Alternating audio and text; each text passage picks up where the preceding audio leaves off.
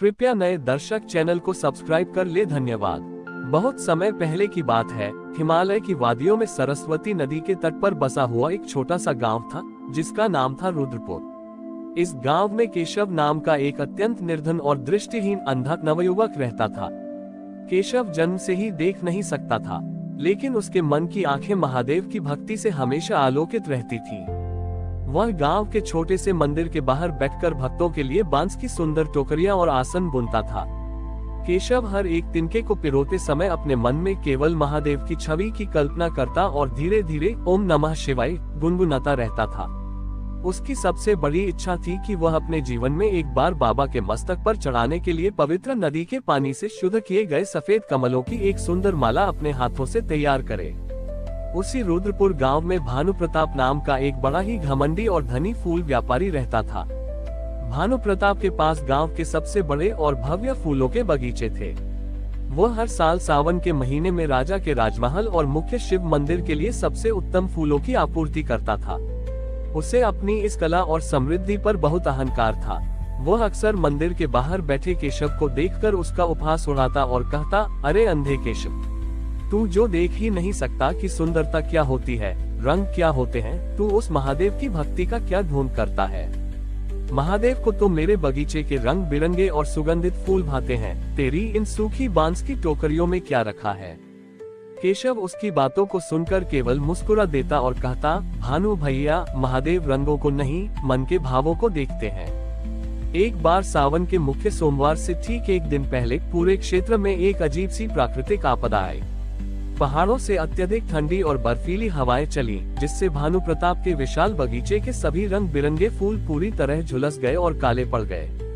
केवल यही नहीं, राजमहल और मुख्य मंदिर के आसपास के सभी बगीचे नष्ट हो गए। भानु प्रताप के पैरों तले जमीन खिसक गई। राजा का आदेश था कि सोमवार की सुबह महादेव के भव्य श्रृंगार के लिए सहस्त्र हजार ताजे फूल चाहिए, अन्यथा उसे भारी दंड भुगतना पड़ता। उसने अपने सैनिकों को चारों ओर भेजा, लेकिन कहीं एक भी साबुत फूल नहीं मिला। उसी रात दृष्टिहीन केशव को सपने में साक्षात महादेव के दर्शन हुए। महादेव ने उससे कहा, केशव, सरस्वती नदी के पार पहाड़ों की एक गुप्त खाई में एक छोटा सा तालाब है, जहाँ बर्फीली ठंड में भी श्वेत संजीवनी कमल खिले हुए हैं। वे कमल केवल उसी को दिखाई देंगे और स्पर्श करने देंगे जिसके मन में कोई कपट या अहंकार न हो। तुम जाओ और मेरे लिए वह माला लेकर आओ। सुबह होते ही केशव लाठी टेकते हुए अकेले ही उस बर्फीले रास्ते की ओर निकल पड़ा।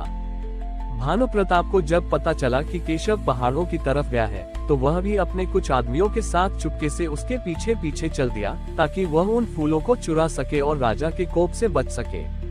रास्ता बहुत ही पथरीला, संकरा और खतरनाक था। केशव देख नहीं सकता था, लेकिन उसके मुख से निरंतर नमः शिवाय निकल रहा था, जिससे उसे ऐसा लग रहा था मानो कोई अदृश्य शक्ति उसका हाथ पकड़कर आगे बढ़ा रही हो। आखिरकार केशव उस गुप्त खाई के पास पहुंचा। वहां सचमुच एक छोटा सा दिव्य तालाब था, जिसमें बर्फ के बीच अद्भुत चमकते हुए सफेद कमल खिले हुए थे। केशव ने तालाब के किनारे जाकर जैसे ही पानी को छुआ, पानी की शीतलता ने उसके भीतर एक नई ऊर्जा भर दी।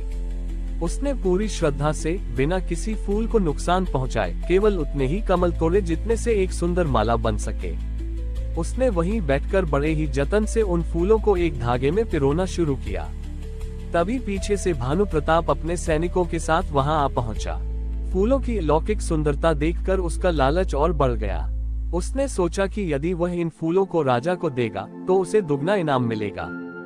भानु प्रताप ने आगे बढ़कर केशव के हाथ से वह माला छीन ली और अपने सैनिकों से कहा, बाकी के सारे फूल भी तालाब से तोड़ लो। लेकिन जैसे ही भानु प्रताप के सैनिकों ने तालाब के पानी में हाथ डाला, वह पानी अचानक खौलते हुए तेल की तरह गर्म हो गया और उसमें से तेज धुआं निकलने लगा। सैनिक डरकर पीछे हट गए। उसी समय भानु प्रताप के हाथ में जो सफेद कमलों की माला थी, वह अचानक तीखे और कंटीले कांटों में बदल गई। कांटों के चुभने से भानु प्रताप के हाथों से खून बहने लगा और वह दर्द से चिल्लाने लगा। उसने माला जमीन पर फेंक दी। उसी क्षण उस दिव्य तालाब के बीच से पानी की एक विशाल धारा ऊपर उठी और चारों ओर डमरू की भीषण गूंज होने लगी। देखते ही देखते उस जलधारा के भीतर से स्वयं देवों के देव महादेव अपने त्रिशूल के साथ प्रकट हुए। उनका रूप अत्यंत भव्य और अलौकिक था।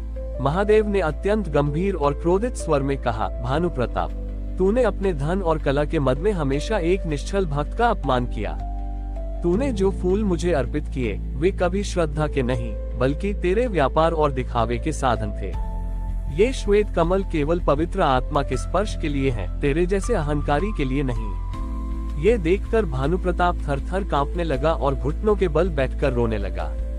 उसने कहा, हे प्रभु, मुझे क्षमा करें, मैं अपने वैभव के अंधापन में साक्षात भक्ति को पहचान नहीं पाया। मुझे दंड दें, पर मेरी इस अज्ञानता को दूर करें। तभी केशव ने हाथ जोड़कर महादेव से प्रार्थना की, हे कृपालु भोलेनाथ, भानु भैया को क्षमा कर दीजिए। इनका इरादा बुरा नहीं था, ये केवल परिस्थितियों के मारे हैं। यदि आप प्रसन्न हैं तो इन्हें जीवन दान दें। केशव की इस परम करुणा को देखकर महादेव का क्रोध तुरंत शांत हो गया। उनके चेहरे पर वही मंद मुस्कान वापस लौट आए। महादेव ने कहा, केशव, तुम्हारी आंखें भले ही संसार को नहीं देख सकती, लेकिन तुम्हारा हृदय मुझे साक्षात देखता है। तुम्हारी इस निस्वार्थ भावना और क्षमाशीलता से मैं अत्यंत तृप्त हूँ। महादेव ने अपना हाथ उठाया और उनके हाथ से एक दिव्य प्रकाश निकलकर केशव की आंखों पर पड़ा। पल भर में केशव की आंखों के सामने फैला हुआ जीवन भर का अंधेरा हमेशा के लिए दूर हो गया। जब उसने अपनी आंखें खोली तो उसके सामने साक्षात ब्रह्मांड के स्वामी महादेव खड़े थे। केशव की आंखों से आंसुओं की अविरल धारा बहने लगी और वह प्रभु के चरणों में गिर गया। भानु प्रताप के हाथों के घाव भी तुरंत भर गए और उसका अहंकार सदा के लिए नष्ट हो गया। महादेव ने उस कांटों में बदली माला को अपने हाथ में लिया तो वह फिर से सुगंधित और अलौकिक सफेद कमलों की सुंदर माला बन गई। महादेव ने उसे अपने गले में धारण किया और दोनों को आशीर्वाद देकर अंतर्ध्यान हो गए।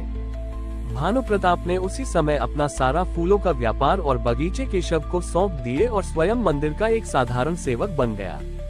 केशव ने उन फूलों का उपयोग कभी धन कमाने के लिए नहीं किया, बल्कि वह रोज बाबा के लिए सुंदर मालाएं बनाता और गरीबों की सेवा करता। रुद्रपुर का वह दिव्य तालाब आज भी यह गवाही देता है कि महादेव को रिझाने के लिए संसार की चकाचौंध या आंखों की रोशनी की जरूरत नहीं होती, केवल मन का साफ होना और निष्कपट भाव होना ही उनकी सबसे बड़ी प्राप्ति है। रुद्रपुर गांव में इस दिव्य घटना के बाद एक नई आध्यात्मिक चेतना का प्रसार हुआ। भानु प्रताप अब पूरी तरह बदल चुके थे। वे सुबह सुबह बगीचे से सबसे सुंदर फूल चुनकर लाते और बड़े आदर के साथ केशव के सामने रख देते। केशव अपनी नई आंखों से उन फूलों की सुंदरता को देखता, महादेव की कारीगरी की सराहना करता और फिर बहुत ही सुंदर मालाएं तैयार करता। दोनों की यह जुगलबंदी पूरे राज्य में निश्चल प्रेम और गुरु शिष्य जैसी श्रद्धा का उदाहरण बन गई थी। कई वर्षों का समय सुख और शांति से बीत गया। केशव अब अधेड़ उम्र का हो चला था और भानु प्रताप अत्यंत वृद्ध हो चुके थे। इसी बीच पड़ोसी राज्य के एक बहुत ही अहंकारी और नास्तिक राजा विजयसेन ने रुद्रपुर पर अधिकार कर लिया। राजा विजयसेन केवल शक्ति और सत्ता को मानता था। उसे जब चमत्कारी तालाब और केशव की दिव्य दृष्टि वापस मिलने की बात पता चली तो उसने इसे केवल एक धुंध और अंधविश्वास माना। वह अपनी सत्यता परखने के लिए अपनी सेना के साथ रुद्रपुर के मंदिर में आ धमका। राजा विजयसेन ने सीधे गर्भगृह में प्रवेश किया और केशव से कहा, मैंने सुना है कि तू किसी गुप्त तालाब के फूलों से यहाँ जादू टोना करता है और लोगों को भ्रमित करता है। यदि तेरे महादेव में सचमुच कोई शक्ति है तो मुझे दिखा, अन्यथा मैं इस मंदिर को तुड़वा दूंगा और इस पूरे गांव पर भारी कर लगा दूंगा। केशव ने शांत भाव से राजा की ओर देखा और कहा, हे राजन, महादेव कोई जादूगर नहीं है जो अपना तमाशा दिखाएं। वे तो कण कण में व्याप्त सत्य हैं। आप परीक्षा मत लीजिए, उनकी शरण में आइए। राजा ने उसकी बात अनसुनी कर दी और अपने सैनिकों को आज्ञा दी, इस अंधे के बच्चे को बंदी बना लो और इसके साथ ही इस पूरे मंदिर के पुजारियों को कारागार में डाल दो। कल सुबह यदि मुझे कोई साक्षात चमत्कार नहीं दिखा तो यह मंदिर जमींदोज कर दिया जाएगा। भानु प्रताप ने बीच बचाव करने की कोशिश की तो सैनिकों ने उन्हें भी धक्का दे दिया। वृद्ध भानु प्रताप जमीन पर गिर पड़े, जिससे उनके सिर पर गहरी चोट आई। केशव और अन्य लोगों को लोहे की भारी जंजीरों से बांधकर कालकोठरी में डाल दिया गया। रात के तीसरे पहर जब पूरी जेल सन्नाटे में डूबी थी, केशव ने बंद आंखों से महादेव का ध्यान करना शुरू किया। वह मन ही मन बोला, हे भोलेनाथ, मुझे अपने प्राणों का कोई मोह नहीं है, परंतु इस नास्तिक राजा के अहंकार के कारण इस पूरे गांव के निर्दोष लोग तड़पेंगे और आपके इस पवित्र स्थान का अपमान होगा। प्रभु, इस राजा के मन का अंधकार दूर करो। उसी समय राजा विजयसेन अपने राजसी तंबू में सो रहा था।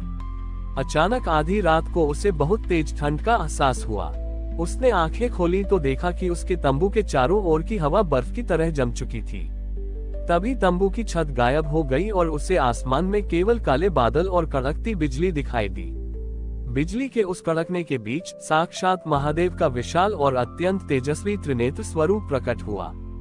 महादेव का तीसरा नेत्र धीरे धीरे खुल रहा था, जिससे एक अत्यंत तीव्र विनाशकारी लाल अग्नि की किरणें निकल रही थीं। उस अग्नि की तपिश से राजा के तंबू के आसपास की जमीन और उसकी तलवार पिघलने लगी। राजा विजयसेन डर के मारे थर थर कांपने लगा। उसकी सारी शक्ति, सेना और घमंड एक पल में गायब हो गए। उसे लगा कि वह अभी जलकर भस्म हो जाएगा। तभी आकाशवाणी हुई, विजयसेन, तूने जिस सत्ता और सेना पर घमंड किया है वह मेरे एक अंश के सामने भी तिनके की तरह उड़ सकती है। तूने मेरे निष्कपट भक्तों को बंदी बनाया और उस कला का अपमान किया जो केवल लोक कल्याण के लिए थी। तेरा अंत निश्चित है। राजा विजयसेन रोते हुए जमीन पर रेंगने लगा और चिल्लाया, प्रभु, मुझे क्षमा करें। मैं अज्ञानी था, मैं अंधा था जो आपकी शक्ति को नहीं देख पाया। मुझे जीवन दान दें, मैं अपने सभी पापों का प्रायश्चित करूंगा। महादेव की आवाज फिर गूंजी, तेरा जीवन दान केवल मेरे उस भक्त के हाथ में है जिसे तूने कालकोठरी में डाला है। यदि उसका हृदय तुझे क्षमा कर दे तभी तू इस कोप से बच पाएगा। सुबह होते ही राजा विजयसेन नंगे पैर पागलों की तरह दौड़ता हुआ कालकोठरी की ओर भागा। उसने अपने हाथों से केशव की जंजीरें खोली और उसके पैरों में गिर पड़ा।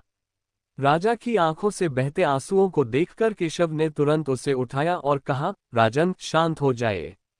महादेव कभी किसी का विनाश नहीं चाहते, वे केवल अहंकार का नाश करते हैं। आपको अपनी भूल का एहसास हो गया, यही सबसे बड़ी बात है। जैसे ही केशव ने राजा के सिर पर हाथ रखकर उसे क्षमा किया, वैसे ही राजा के मन का सारा भय और नकारात्मकता गायब हो गई। सुबह का सूरज जब उगा तो पूरा रुद्रपुर गांव मंदिर के प्रांगण में इकट्ठा था।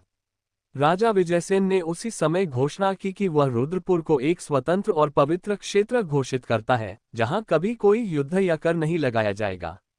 उसने भानुप्रताप के इलाज के लिए अपने राजवैद्य को नियुक्त किया। राजा विजयसेन ने अपनी राजसी शक्ति का उपयोग करते हुए उस गुप्त खाई वाले तालाब के चारों ओर एक सुंदर प्राकृतिक घेरा बनवाया ताकि प्रकृति सुरक्षित रहे। केशव और भानुप्रताप ने मिलकर राजा को महादेव की भक्ति का वास्तविक मार्ग सिखाया। राजा अब एक प्रजापालक शासक बन चुका था। रुद्रपुर की वह पावन भूमि और सफेद कमलों की वह गाथा आज भी यह संदेश देती है कि संसार की कोई भी सैन्य शक्ति या राजसी अहंकार महादेव की करुणा और एक सच्चे भक्त की क्षमाशीलता के सामने कभी टिक नहीं सकता।